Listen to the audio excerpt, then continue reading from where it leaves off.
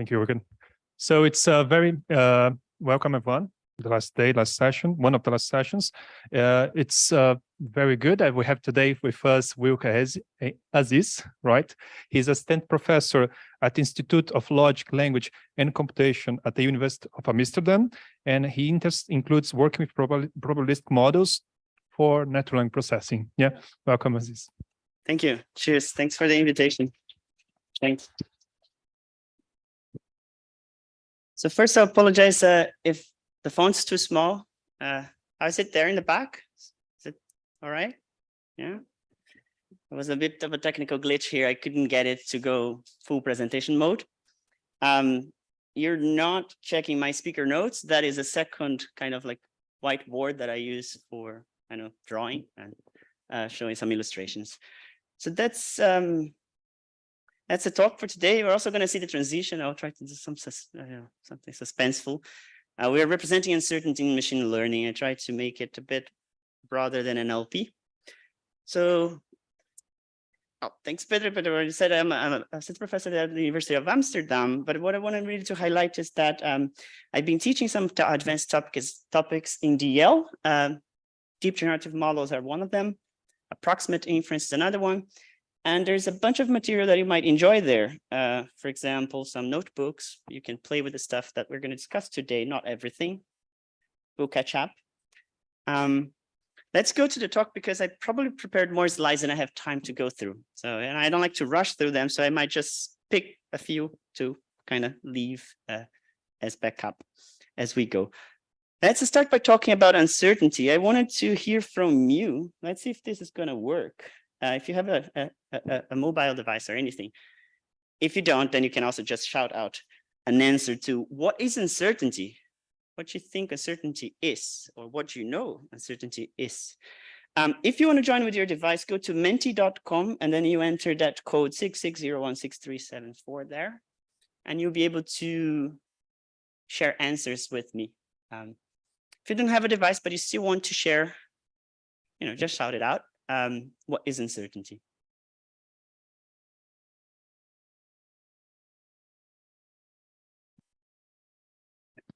Nice one. Pun intended, I assume, right? I'm uncertain about it. Not knowing fully, not being certain about something, being not sure about stuff, to be or not to be. I don't know the last one, the reference. Rosie Wood. Unsure. I'll wait for a few more responses. I'm surprised that I'm not seeing some responses that I typically get. Right, so you're going to make one of my slides look less sort of purposefully fit because you're not giving me those that I'm looking for. Found, there you go, probability. Class variance, stochasticity, Heisenberg's principle. Range of possibilities. There are some there are amazing answers here. They're really close to where I want to take you to, basically, to where I want to take you to. All right. There's a bunch of stuff there. Bayesian networks. Epistemic versus aleatoric, definitely interesting point. A measure of the lack of scene dating training out of distribution, estimation of the fact that variables are not always fixed. Oh, wow. There's a lot of good stuff. Jon Snow. I haven't seen it. And I heard the finale is dreadful. So, all right. A bunch of good stuff. I want to start with the dictionary definition 1 or 3. The quality of being determinate as to magnitude or value. Amount of variation and numerical result. A lot of people think variation, uncertainty, these things are kind of the same. Sometimes they would equate uncertainty as variance. I find it too specific. It already kind of sounds like statistics. I don't think statistics is fundamental to understanding uncertainty. It's an aspect of it, but it's not what explains uncertainty. And I am sure I can be uncertain about non-numerical things, so I don't like this definition too much. The state of not being definitely known or perfectly clear, that's getting interesting. But it's pushing uncertainty onto things. Things are sort of inherently stochastic, maybe, right? So they are uncertain. And that definition is trying to convince, to tell you, well, to acknowledge that uncertainty is about something inherent to the things you contemplate or observe or interact with. Though interesting, I think you and I can be uncertain in different ways about the exact same thing. Jon Snow, for example, I don't really know what you meant. So my favorite is this one, the state or character of being uncertain in mind, a state of doubt. It pushes the definition onto the self. So uncertainty is something about myself. It belongs to me. I'm uncertain about things. It's a very cool definition also because it says nothing about stochasticity. I'm sure we are uncertain about things that are perfectly deterministic, right? If I write something here, it's written. There's nothing that stochastic to it once it's there. And you may be uncertain about that. We may be uncertain about the finale of a book or a TV show. So I quite like this one. And well, it's not just me, but there is a fair amount of consensus that the third viewpoint includes all the others. It's general enough to include the others. There is quite a bit of debate as to what you should do when you get to analyzing data. Should you do something that's more like 2 or more like 3? We're going to get to that. The two big views is that uncertainty belongs to events, to things you contemplate or interact with, or uncertainty belongs to agents. Throughout the talk, I'm sort of taking the position, the agent-centric view, right? And that's just because it's been argued quite formally that this can actually include the other viewpoint. Roughly think of it this way. If all of us agree to use the available information in the exact same way, and if all of us are given the exact same amount of information, then we're probably going to be similarly uncertain about whatever it is that we are uncertain about. Okay, so we can get all agents to have agent-centric notions of uncertainty that sort of agree with one another.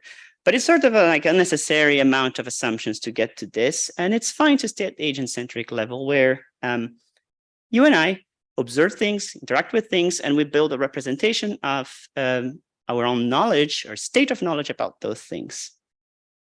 You don't need to go and read all of that. I'm sharing the slides later, and sometimes there are more examples and a little more kind of a narrative there that can help you go through some of the more subtle points.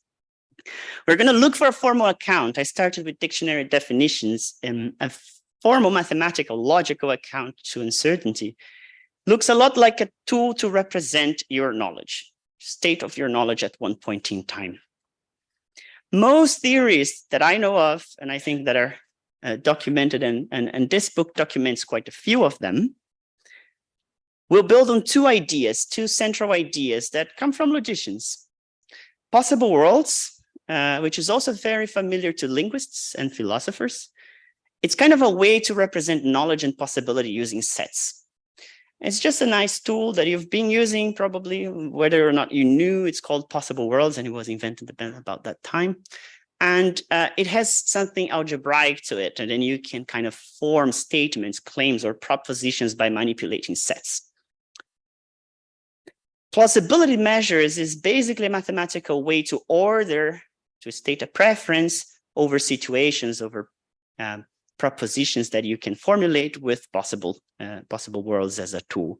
So when you combine these two things, you get a range of tools that each can be used to represent uncertainty, one of which is probability. So you see, probability and uncertainty aren't necessarily one thing. It's more like uncertainty is something fairly more fundamental, and probability is a very popular tool. There are philosophers who would disagree.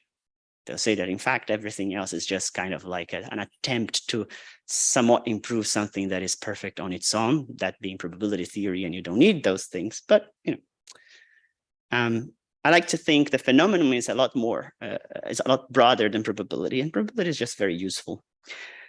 Quickly on possible worlds, what is this thing? So I'll make it kind of like a little story. Okay, so you contemplate or interact with the world, but you do not know the state of the world. And by world here, I really mean whatever it is that you are interested in. So if you're experimenting with a die, rolling a die, that's your entire world. If you're experimenting with a data set of sentences, then the next sentence, the response to a prompt, maybe that's your entire world.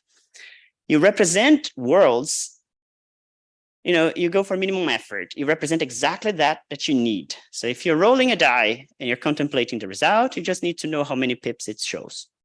So 1, 2, 3, maybe this one is 6-sided, so it shows a number of pips. So one way to represent your world is something like WK, K being how many pips you see on the face once you roll the die. So you represent it as a symbol. You don't know the exact state of the world, but you know one thing. You know it must be one of a number of options. So you make a big assumption here that you actually know the universe of all possible outcomes of your experiment. Doesn't need to be finite, doesn't need to be countable, right? You just push this, think of a very abstract tool. I'll show you that there are assumptions. If I roll a die and I assume it could never land on an edge, it has to land on a face, then I know, and it can never cease to exist, right? The roll will be complete, then I know that it must be one of those 6 worlds from W1 through W6.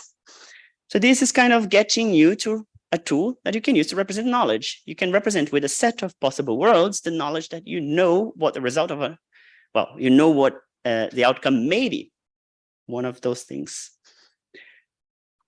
To create propositions, claims, like describe situations that are fairly more specific, you can use subsets of that set, right? So for example, if I speculate that the world is odd, so I'm going to roll and get an odd number, then I can represent that knowledge or that possibility with a set that contains only the outcomes with the property odd, right? And you're recognizing here probability theory, I think. And you might be thinking, well, but you said it wasn't, it was bigger than that. Yeah, because that's just the foundation of probability theory, right? It's the algebra of sets that you use to describe knowledge and possibility. In fact, you build this very carefully such that you know that when you combine propositions by intersecting or taking their union, so these are familiar logical operations like or and also complementation, so negation, you never leave the set sigma of all situations or propositions that are possible. And I just gave you what you normally would call the event space. All right, so we kind of recapped the foundations of probability theory here, but I'm calling it possible worlds, not myself, but we are calling it possible worlds because it's a bit more general when you combine with this more general notion of a measure, which is the plausibility measure. What is the plausibility measure? It's the tool you use to acknowledge that your uncertainty is qualitatively different depending on what it is that you're contemplating. So some propositions, some situations are to you more plausible than others. So if I roll a die, for example, I expect that an odd outcome, I personally expect that, is more plausible than a prime even outcome. And I kind of think that's logical because I have many more odd outcomes than I have even prime outcomes. There's only the number 2 that would satisfy the criteria that I'm setting for myself. So as I personally think these things are different, I'm uncertain about them in different ways, I want a tool to state that preference. The most elegant tool I can give you is a plausibility measure. You attach a qualifier to each one of these propositions, and the qualifier is something you can order. Wilker, are you giving me probabilities? No, I'm giving you qualifiers. You can pick adjectives, you can pick emojis, you can pick anything as long as you yourself know how to attach it to the proposition and order it. And you probably have to agree with other people how to order them if you want other people to understand anything about the preferences you're trying to convey. But plausibility measures are kind of general at that level. So these are qualifiers. I, for example, might like to reason with numbers. I like to order numbers because everybody mostly orders them in the same way I do. And then I might attach 2 divided by 6, 2 over 6 to, for example, an odd prime, because there are 2 out of 6 outcomes like that. And I might attach 3 over 6 to odd, for example, because there are 3 outcomes out of 6 that are odd. But this is personal. So if I had reasons to believe that prime numbers are particularly rare, I could drag that qualifier down, right? Just because I want. I don't need to have a physics, an understanding of the physics to back that up. I don't really need to experiment with the dice. I just need to believe in it and say, that is my state of knowledge. And that's the thing that we're also going to get to in a moment. We are describing a state of knowledge. We're not saying how to acquire knowledge. That's another story. And maybe there's a more rational way to do that. But for now, whatever it is that we know and have in our heads, we have a tool. We're looking for a tool to describe it.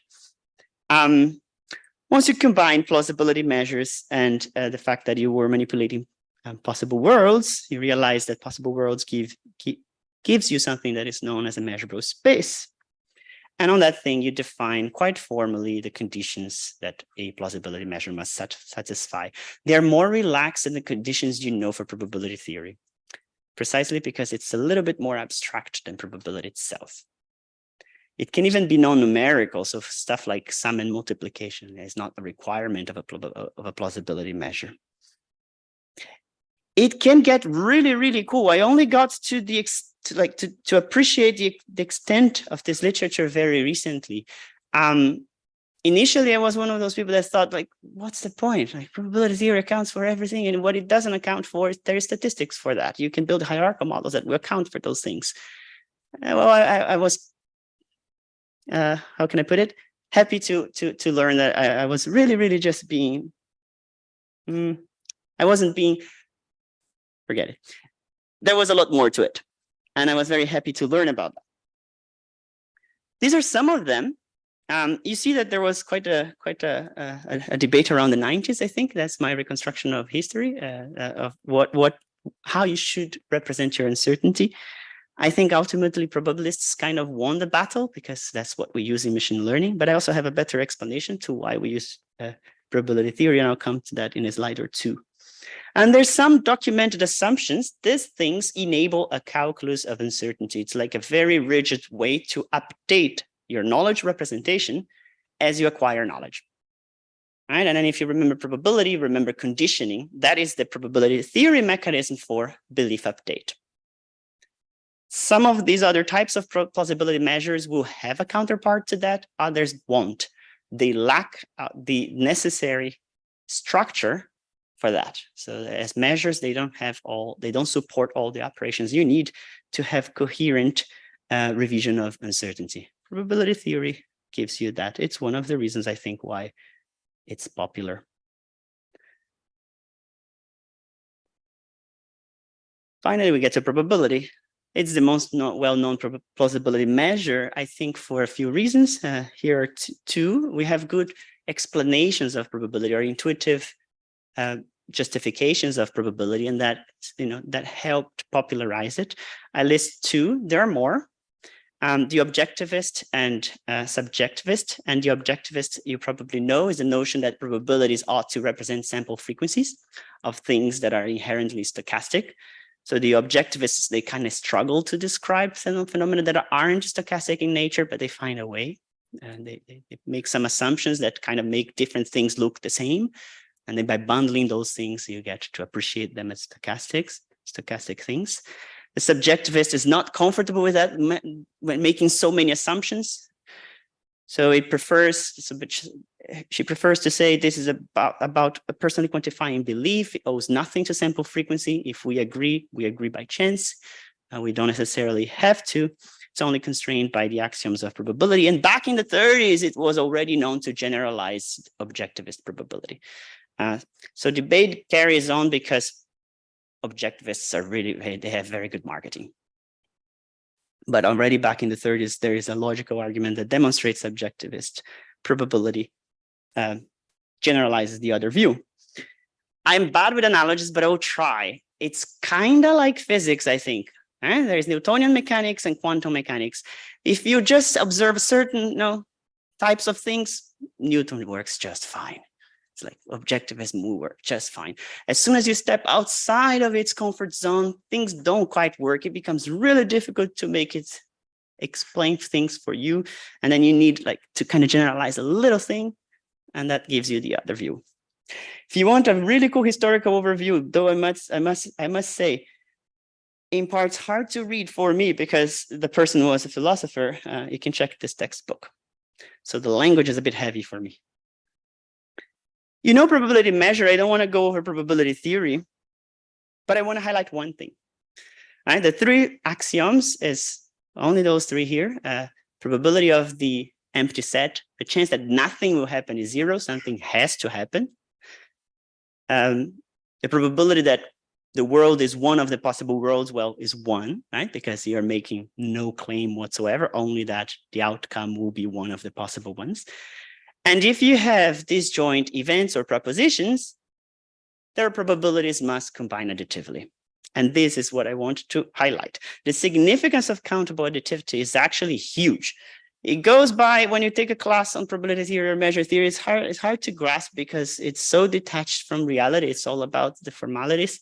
But it's really big. It means that anytime you want to specify or identify a probability measure, it can be shown, and it was shown by some people back in the day, that it's sufficient to work with outcomes and prescribe or identify or predict or parameterize, pick a word you like, a probability mass function or a probability density function instead. In general terms, a probability density function over outcomes and a base measure. And when you have those two things, then you can prescribe, you automatically identify a unique probability measure. Why that's nice? It's nice for us here because we do machine learning. We like to predict objects. Predicting a probability measure directly is difficult because it has to be countably additive. It has to deal with events. Events vary in cardinality, right? Imagine your neural network sometimes taking one, sometimes taking infinitely many outcomes because some events are countably infinite or uncountable. So that would be a very difficult neural network. For example, if you, I already spoiled it, right? If you're working with neural networks, it would be difficult to predict such an object. Going instead through the PMF or the PDF is much easier because A, you are in a real coordinate space. There is a little trick that allows you to do that. And B, you're dealing with one outcome at a time. And this is what I wanted to highlight. It's fairly significant. Now, eventually we get to statistics. And what is statistics then concerned with, right? If uncertainty turns out to be this general thing that can be represented by probability theory, what does a statistic do for us? Well, these agents that I was talking about so far, they already know, and they just needed a tool to convey their knowledge. I gave them this tool. Our agents, the machine learning agents we are going to design or criticize or work with, initially they don't know. So you want to acquire knowledge. There comes statistics, right? It will tell you, it will give you a tool, a batch of tools, procedures that you can use to acquire and revise beliefs, knowledge, in light of evidence, data, and whatever assumptions you have about the problem. Here's where the two views finally have a kind of a significance to the story, right? They split the statisticians apart. The objectivists, they go to, well, they form what's called frequentism, deeply rooted in the view that probability ought to be a sample frequency, cannot be anything else. And it gives you various procedures typically formulated as optimization, where you are repeatedly sampling data and optimizing some parameters. Maximum likelihood estimation is a well-known one. And then there are the Bayesians. They are deeply rooted in the subjectivist thinking. They say there's no way we're going to optimize stuff. You don't need these assumptions. You already have probability theory, so you can just do conditioning all the time. So they will formulate their problems as probabilistic inference problems. This means they will do conditioning, marginalization, expectations instead of optimization. So they're not going to pick a criterion. They're just going to forever iteratively refine their beliefs, never to make a decision. Eventually, they give you a framework for decision making. By the way, if you want to see a cool one, check Bernardo and Smith. It's called Bayesian Theory, black and blue book. I recommend you go to the very end of the book where they talk about other theories, and it's just amazing. It's really entertaining. You will see, if you want to know why it's entertaining, you have to read. That's my strategy. Now we are in machine learning. What do we do now? Well, we represent our uncertainty about something by identifying a probability measure over the space of interest, over the variables of interest. We typically specify a family of such measures, not a single measure. And we prioritize the members that we think are more consistent with observational data. So that's what we do. And that's the role of statistics. And using causality, so there is also the role of experimental data. Here I'm only covering observational data, but it all fits there as well. though I think you do need to add to probability theory so that things will function well. In the rest of the class, though, I will use my frequentist head for procedures. So we're going to be doing maximum likelihood estimation. I'm not going to, though, acknowledge that probabilities are objective. I don't think they are. They're fine. They're subjective, even with frequentist procedures. The objectivist view motivates the procedure. The procedure that would give you that objective probability is an idealization, and a limit where you need to think that certain conditions are satisfied. They're never satisfied. I've never seen a problem where they're satisfied. So essentially, I'm embracing their procedures, but I'm not getting their probabilities. I'm getting whatever subjective probabilities that comes out of a model. It's the model's own statement of preferences, of beliefs, representation of what the model knows, given the evidence it was shown. At this point, I hope we agreed, maybe we did, that uncertainty isn't variance or entropy or probability or statistics or stochasticity. It's a state of limited knowledge. There were some very good answers there, right? And it can be represented from the perspective of the phenomena or from the perspective of the people, the agents studying those. Most big theories will combine possible worlds and probability measures. This will give you a family of mathematical tools. In machine learning, probability theory is the predominant tool. And here is what I think are the reasons. Intuitive foundations, either objective or subjective, but both are fairly intuitive, and we like those kinds of things. And because we developed the statistics for it. Most other plausibility measures don't have statistics for them.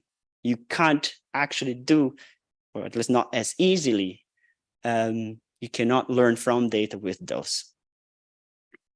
Rather, you could, but it would be a very intractable thing to operationalize. That's kind of more or less how it works. It gets us to probabilistic models. So now that we think that uncertainty is the thing to be represented and we chose the tool to represent, I want to design tools like that with you. So when we design a probabilistic model, we are essentially prescribing the probability measure of a random experiment. There are many ways to do that. I want to show you, we're going to go through different ways, and they're going to get incrementally more abstract, yet they're going to achieve things that are more impressive. The simplest way is really to enumerate your events and go counting, right? So for example, here on the left, I have experiments involving rolling 2 dice. And then if I create events there by bundling some outcomes, I can count, for example, there's 1, 2, 3, 4, 5 out of, I don't know how many outcomes here in this green event. So this is a way to specify a probability measure. I can enumerate things and then count how many outcomes are consistent with what I'm looking for out of the total. That was actually one of the original ways to motivate probability, the principle of indifference. Here on the right, I'm showing you something similar. I can enumerate all the outcomes, all the events, sorry, all the propositions I can make with outcomes of running a spinning wheel that is segmented in 3 parts. And by knowing now the relative, the area of each region relative to the total, I can also prescribe one probability measure. And this one happens to be guided by my understanding of the area of the circle and of the physics of the spinning wheel. So we can specify this manually like I just did. It is at least a bit tedious, sometimes impossible. And you may have countably infinite sample space or uncountable. You might simply not be able to enumerate things. Plus, if you step away from counting, if you start like stating preferences in other ways, it can be really hard to satisfy countable additivity. So a better tool that was, I mentioned earlier, it was a big result, is to instead use probability mass functions and density functions, now manipulating random variables. Now that's another way to identify a probability measure. You choose a PMF or a PDF. So you choose here, for example, how probability mass is distributed over some natural numbers, or how probability density is distributed over some continuous numbers. And that identifies for you, without you having to worry about the entire thing, a probability measure over the corresponding event space. Is there another way? Sure. You could instead parameterize the CDF, the cumulative distribution function, so the sum of probabilities in some ordered way. If I choose that, in turn, I am choosing a PDF which in turn is identifying a probability measure. So I think you see where I'm going. I'm giving you devices that are farther from the probability measure, but by picking that device, you are effectively choosing one unique probability measure. Those devices are easier to parameterize or to predict if you're a machine learner, because they are identified with a small number of parameters. For example, the CDF of a Gaussian distribution needs a location and a scale, and that's it. With 2 numbers, you get to know, if you need, the density of any one number that you may encounter in the future without having to actually enumerate those values.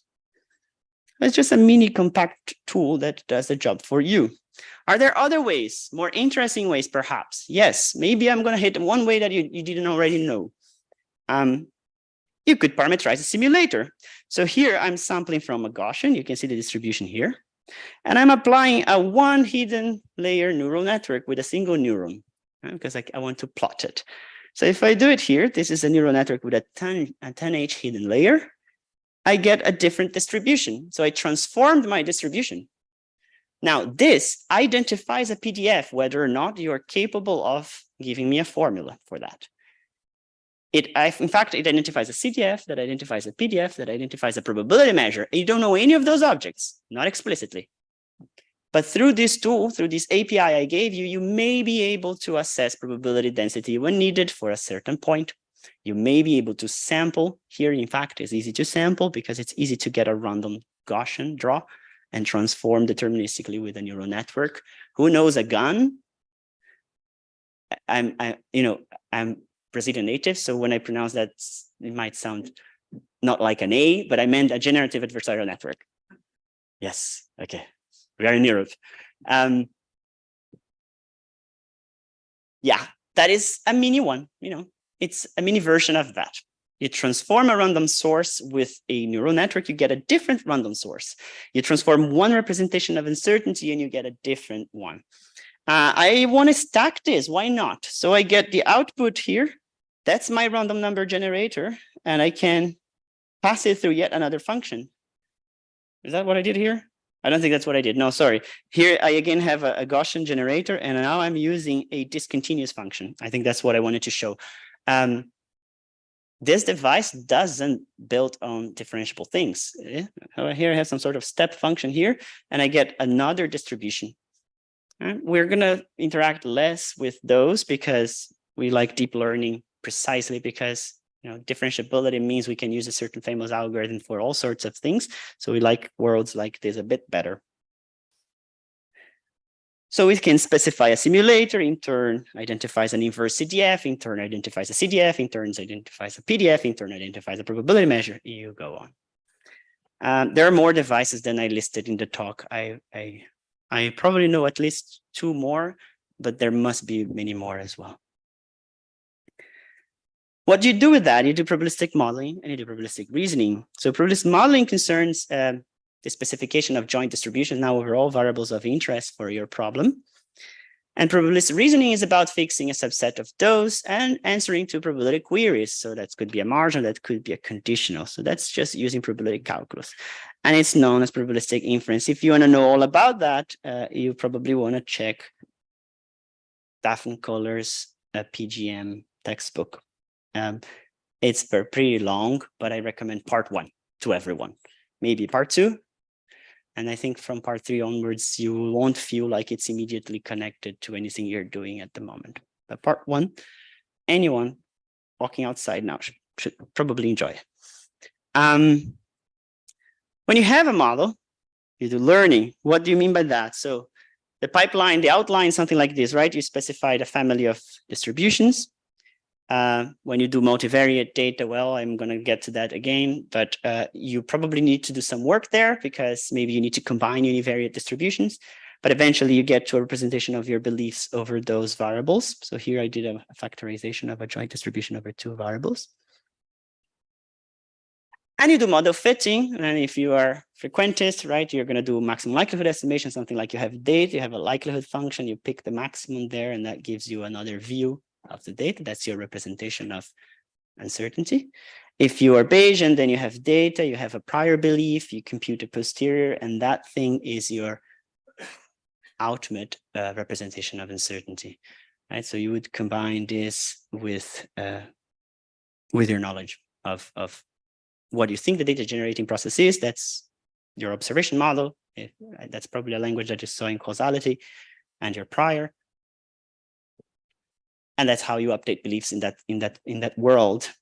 It's not the world we are going to be working with. So some reasons I wanted to list as reasons for appreciating this stuff is that you can incorporate assumptions in various ways. The choice of distributions you use, how variables depend on one another. Are they independent? Are they not? The way that you use site information. You can stipulate properties of data by essentially picking your family of distribution carefully. We're going to see one example, perhaps. They return a distribution over outcomes, which is mostly what all the models that we manipulate today really do, but maybe we don't exploit that knob enough. We don't turn that knob enough. So you can use it to generate data count for an observed data. You can provide explanations, suggest improvements. It can be a tool for debugging. It can inform decision makers. I did not list epistemic uncertainty because I'm wearing a hat that doesn't allow me to really make tools that build on probability theory alone. I would have to go and build on procedures from statistics that we don't have time to discuss. So it's not listed there. But it's one of the things people would like to do. At this point with this machinery, I want to give you one sort of concrete setting and then various tools. I think I will have time to do the tools if I skip one of these subsections.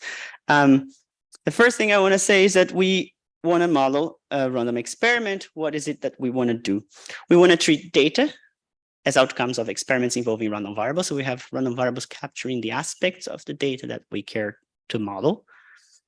The model of the data is the thing that we're going to create that pits probability distributions. So it represents what is known about the problem in light of your assumptions and the data. And ideally, this model is something that is faithful to properties of the data that you care about. There are some applications. I'm going to go through two of them. I want you to think for a moment about the data as the object of interest, not so much tasks. So maybe you have some data, you model it pretty well, and the result is something you can exploit in a task. So for example, you model sequences, and eventually you can make a translation engine with that. Right? But at that point, there may be various considerations that were not there in the model originally. So for now, we're thinking more about the data and modeling it well. So what do I mean by faithfulness? I show you this data set here. Faithfulness in this setting, it's a bit different from interpretability if you are into that line of work, which I am, for example. Here it's a more statistical notion. I mean something like this. If you fit this with a uniform distribution, it's not very faithful. Okay, it doesn't capture obvious properties of the curve. If you fit it with an exponential, you get the mean, but you're missing the point. If you fit it with a Gaussian, you get the mean, you get the mode, you roughly get the spread, but you include some negative stuff that I didn't want. So we're missing some points, but not all points. If you model with a gamma, not a very good one, you might miss a bunch of the data. If you model with a better gamma, maybe you get just about right.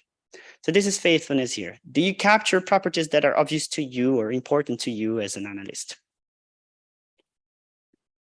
You want to think about that when you choose your distribution. I want to show you that sometimes it's not that obvious. There is not one single family that will match the curve pretty well. So here, I got the best Poisson I had access to, and it doesn't quite fit the data. Then I speculate that there are two Poissons that are mixed together. So there's some hidden effect, and suddenly I get a better fit. So again, faithfulness is also kind of like, it's up to you what it is that you really want to capture from the data. When I say what are important aspects, you are the one deciding what aspects are important. Another application of getting a model that is faithful to your data, to the properties that you care about, is decisions in the future. So here I have some data from a sensor, and imagine that every time that I get 1% or more of the readings below zero, this is in a car, a driver is at risk. So it doesn't look like this driver is at risk. But the thing is that this thing comes in batches and it's stochastic. So you don't actually know how many measurements fell below zero. This is just an imprecise measurement you make. If you model with a normal, it will look like, even in the best attempt at quantifying how many measurements will fall below zero, is very, very small. So small, I can't read. I think it's 8 to minus 5, 10 to minus 5, I think. If you model with a different family, the curve looks so very similar, and suddenly you get more than 1% of the future data falling below zero. So faithfulness gives you tools to speculate about hidden structure. It also gives you tools to make better decisions in the future when you lack evidence. So that is me trying to get you to think about the families you choose in relation to the data you're modeling and in relation to what it is that you want to be faithful to. When you model an observed random variable, and that's supervised learning as we know in deep learning, you're modeling an experiment that already took place. You recorded outcomes, and you want to get a family that gives you a good fit to that set of measurements. So I'm going to show you examples. Not examples, but I'm going to enumerate a few for you. So you might have access to a sentence and you're trying to predict a sentiment out of sentiments, a scheme for annotating sentiment. You might have a sentence and its translation and you're trying to get a quality score. You might have a sentence and resolve it to an entity on a knowledge base like Wikipedia. You might have a picture and describe it. Here's describing pepper. And you might have a sentence and you are looking for its translation here from English to Dutch. So these are typical examples of supervised learning and what you want to do. You want a machine that can take one of these things and predict the distribution over the possible worlds, over the outcomes. So that is the typical setting. And when we work there, sorry, I need to skip this one. I want to go to this one.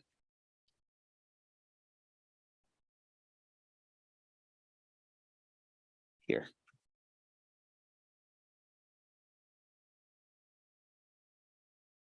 You want to choose a model family.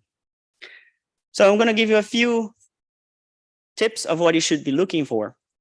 If you plot your data, so here I have X and Y, and I have a few measurements for some X's, it will look deterministic. Don't be misled by that. Annotate over and over and over and over. Get more people to do the same task, and you will see that there should be spread. It's seldom the case that things are deterministic. Once you get to appreciate variance or stochasticity here, now you can start asking some key questions. Don't be misled by the marginal trend. You need to analyze it at the conditional level. For each prompt you have, what is it that's going on with the responses? Are they spreading? Are they concentrating? Does the stretch depend on X? So do you expect, this amount of stretch surprisal to vary depending on the prompt, or it's more or less all the same? Are they skewed? Right? Are some prompts that get to very, very, very narrow view of what the responses might be, or versus some where the response variable may range over a much larger interval? So these are things that you want to look for. And this is kind of a data analysis trick, right? You need to go to your data and figure out ways to make hypotheses about what aspects of the data are real and you want your models to account for. And then you want to pick a distribution that can give you that. Right? So if your response variable is multimodal, this happens a lot in quality assessments, quality, either human quality labels or machine learning quality estimates. These distributions are not at all like kind of textbook distributions. They are multimodal, skewed all at once. And of course, if you're interested in NLP, you're going to deal with discrete data, and then it's not as simple as I just showed you, right? Because you can't plot things. So you need to look to statistics that you can compute on the discrete stuff in order to get a sense of variability. So these are considerations for you to keep in mind when you're choosing a model family. Once you choose your model family, what you want to do is something like this. You want to get a neural network, and now we are in deep learning world. And the neural network is what I've been calling a model so far, is the machine that would take available information, say your prompt, and predict a representation of the uncertainty in that context. So it will predict a probability, say mass function, probability density function. It will ultimately identify for you a probability measure. Typically, you would estimate the parameters of the neural network with something like stochastic gradient descent, because backpropagation is something that you can get for free from sophisticated algorithms.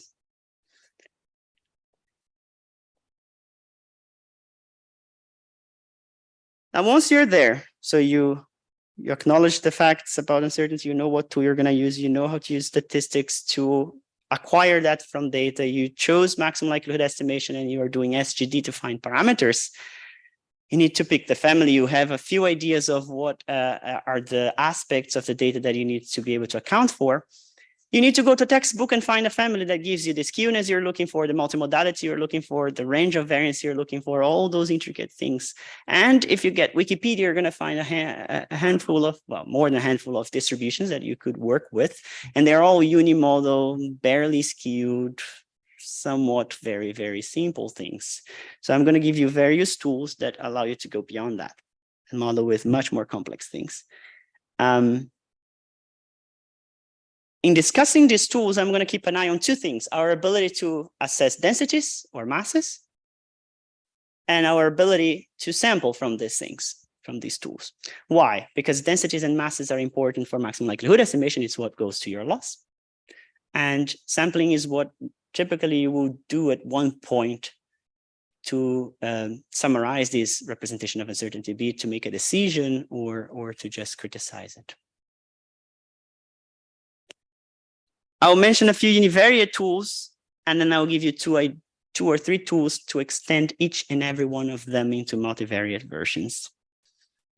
So I'm going to talk about a few ideas, and here and there in an example, I'm going to give you a sketch of a neural network. I never give you the details because it's too big, but I call a layer by a name that is more or less intuitive, and I indicate what are the inputs and the parameters of that layer. You will see, we go along, the examples are kind of suggestive enough. The very first idea that everyone probably used is to just enumerate probabilities. That's the simplest tool. If you know there are only a few, a handful, for each X, you enumerate them, right? So you get a neural network to get a piece of text, and through a bunch of layers, what does it give you? It gives you K softmax outputs, K probabilities. So you enumerated them. Why did you do that? Because you can, right? If you have 10 classes, you can. If you have 1 million classes, you might be able to. If you have more than that, you're probably already thinking, okay, so if this is language, I'm doing BPs because that's getting too big. If you have infinitely many of those, you can't enumerate things. So what you do when you cannot enumerate, you need a new tool. We discussed this in the beginning, this new tool, so I'm going to be a bit fast about it. You parameterize something like a PMF or a PDF.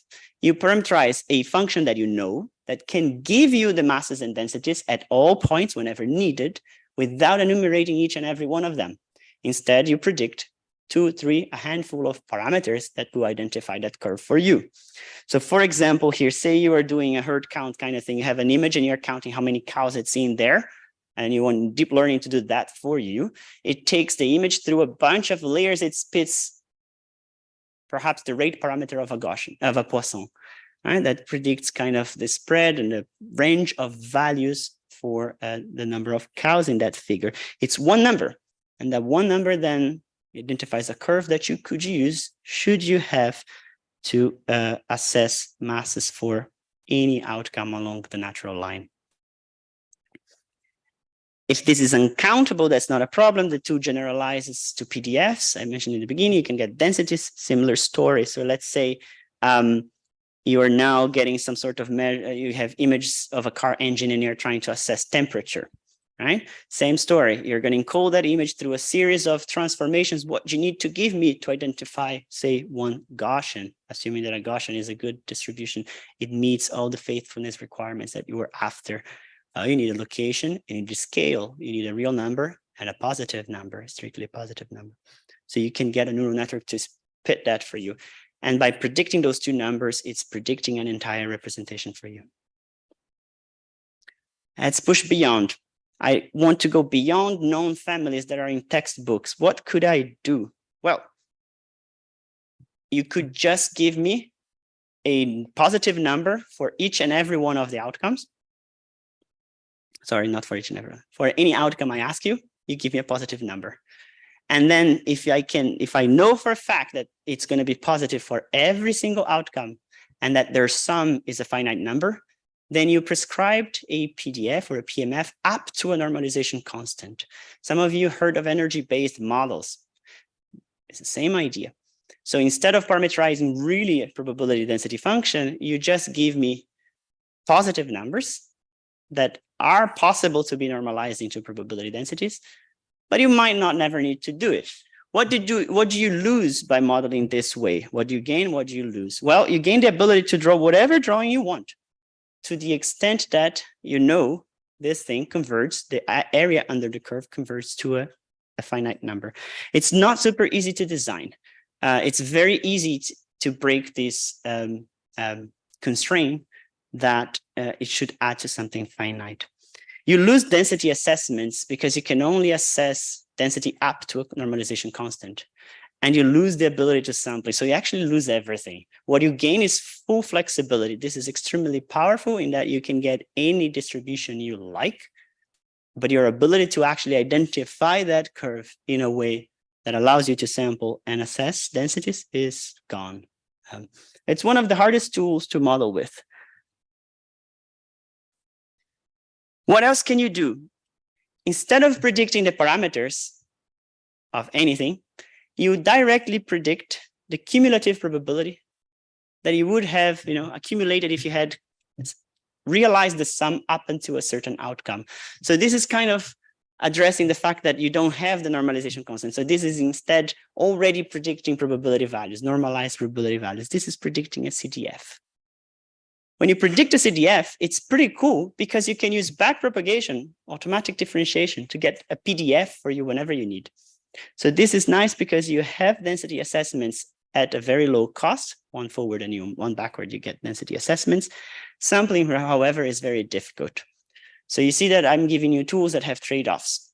You won't be able to use them in every context, like you can use your softmax classifier, like you can use your Gaussian regressor.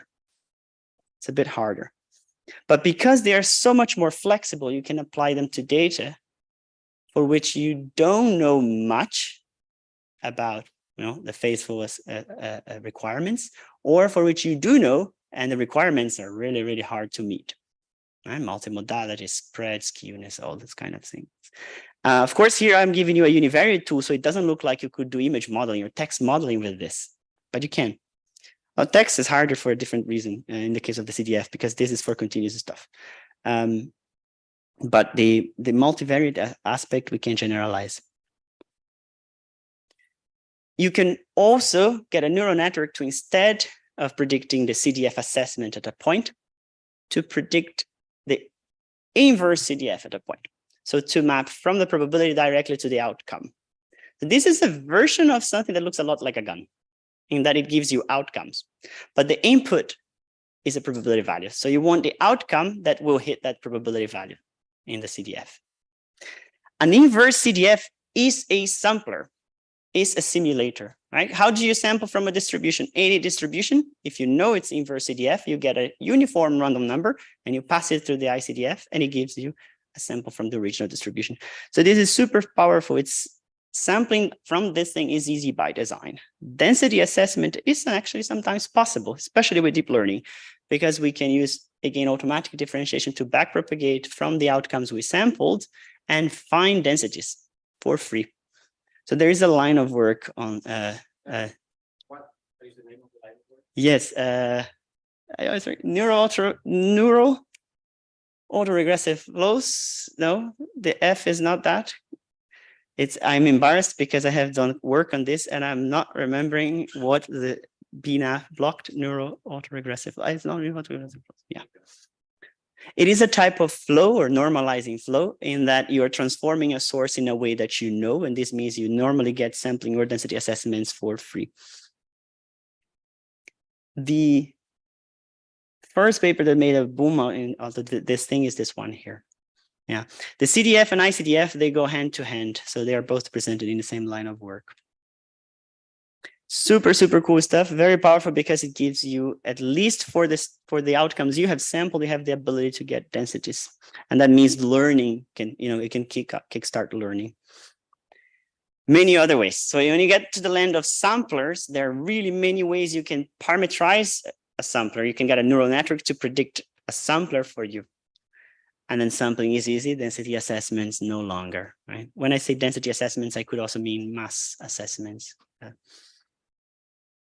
A normalizing flow is a sampler where you get a random source and you transform with a function to be invertible. It doesn't mean it's inverse. You just know it's a bijection. It's invertible in principle.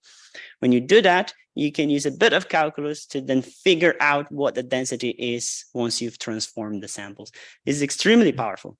So normalizing flows for a while dominated the landscape of distributions that are arbitrarily powerful. You can actually show that this becomes as powerful as it gets, meaning with the right number of hidden layers and the right amount of data always, you can model any density, any continuous density, of course. The general case is where you give up on bijection. I showed you an example in the very first or second slide, and that gives you the generative adversarial networks or the implicit distributions. So there is a distribution, because if you transform a random source, you get another, but you don't know what it looks like, what densities look like, or masses. You can only sample. When you can only sample, you're going to struggle to learn, because most learning algorithms go around maximum likelihood estimation, and you need densities for that.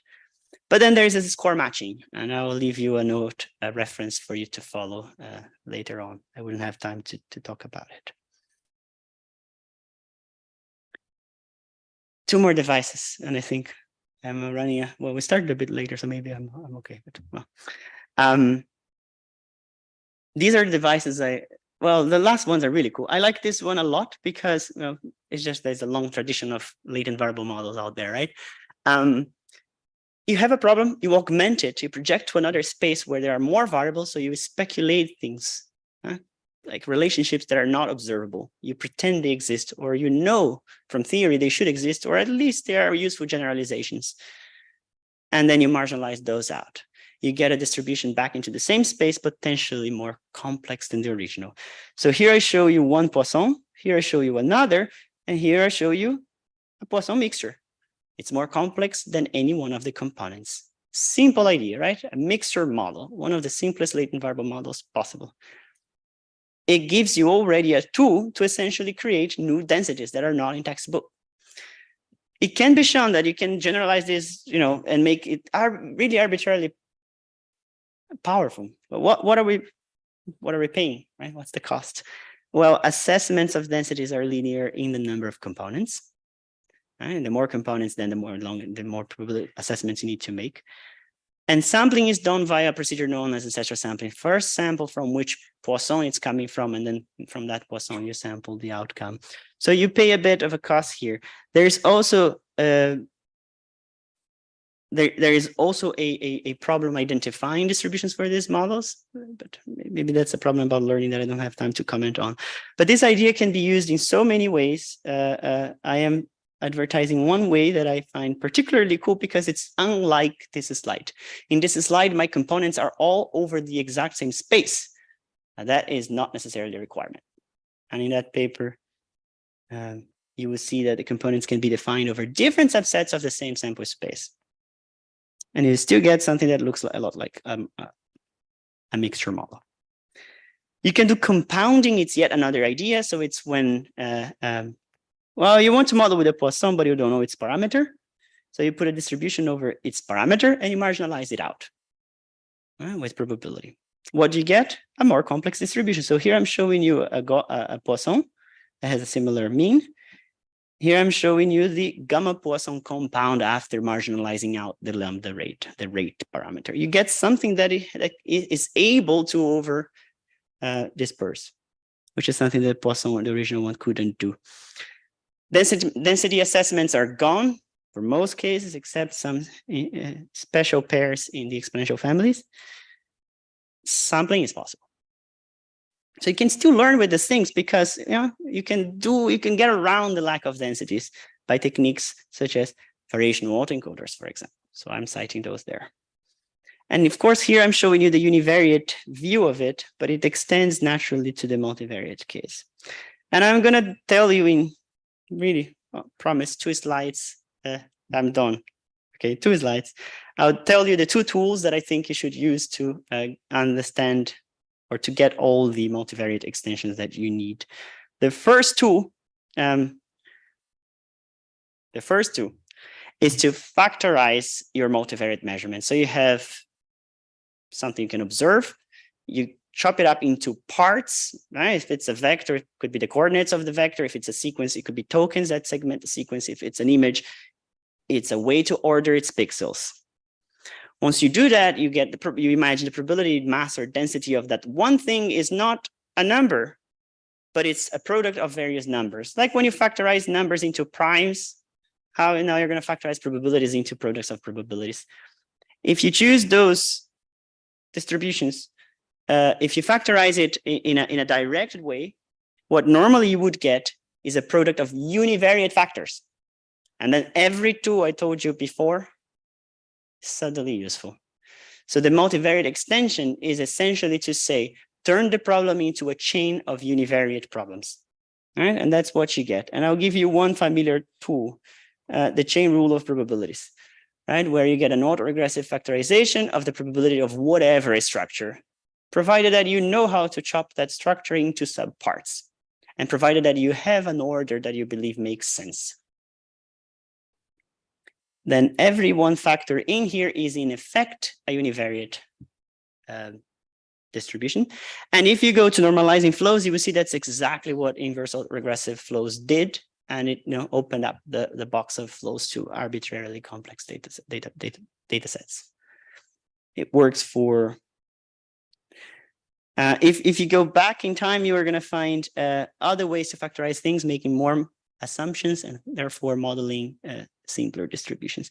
And the second tool I want to give you, not give you the tool, but name the tool, is to do things in a non-directed manner. So back to that example that in that case was univariate, it goes to multivariate naturally because neural networks nowadays can take 1, 10, or an arbitrary number of inputs, right? We know composition functions that are learnable that are not limited to a fixed number of inputs, right? Neural networks are not MLPs anymore, right? We have transformers, we have RNNs, we have things that can process an arbitrary number of inputs, GCNs, you name it.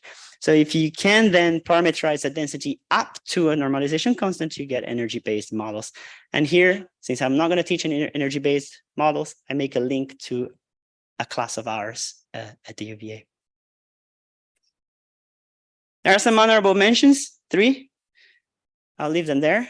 I'm not going to have a time to talk about them, but I think I should have mentioned diffusion processes. I'm probably, I need to update these slides. Here's a summary. Let's wrap up because I'm out of time. There are various ways to prescribe distributions, both univariate and multivariate. We can predict parameters for known curves. We can invent novel curves by, using a little bit of maths and the fact that autodiff is so easy to use and operationalize. For multivariate data, we can always factorize things and then deal with univariate problems, or we can embrace the world of EBMs, which can be a bit difficult. There are various trade-offs. Whether you actually have a density there to learn from is not guaranteed. Whether you can sample, that's also not guaranteed. And when these things are not around, you need to look into the toolbox. You're going to find score matching, you're going to find MCMC, Langevin. There will be a bunch of tools there that you can use. What next? There's a lot more. Big open problems involving parameter estimation, probabilistic inference, model criticism. So I'm just listing some keywords here. Creative applications for uncertainty representations. I think we have some around, but there could be many more. You may have some challenging data that require novel tools. I know that in graph modeling, a lot of these flexible tools come from there because people don't want to do factorizations there. And they don't think it makes sense. Graphs are kind of like, there are no directions really. And we probably want to talk also about augmenting our uncertainty representation to include uncertainty about the path to get to that representation. So the tools you use, the families you use, the parameters you get to. So I'm kind of suggesting to embrace some epistemic understanding of uncertainty as well. And then I left you some things here in case you are very excited about large language models. Are they, relevant? Is this relevant to those? Well, yes, they are representation of uncertainty as well. They do exploit the factorizations, and there you go. I don't know if you like that, but they do that. They do boil down to a product of univariate things. It's mostly for discrete stuff, but depending on what you're working with, what modality you're working with, you might need to go beyond that. And if I can mention some big problems there, decision-making, probabilistic inference, disentanglement learning, and actually evaluation. So I have a few more things to say about that, but I ran out of time. Maybe we discuss afterwards. That's it.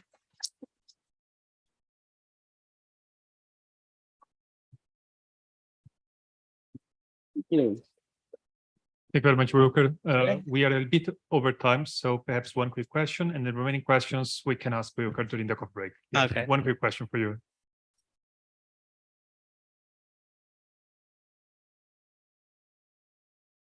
Yep.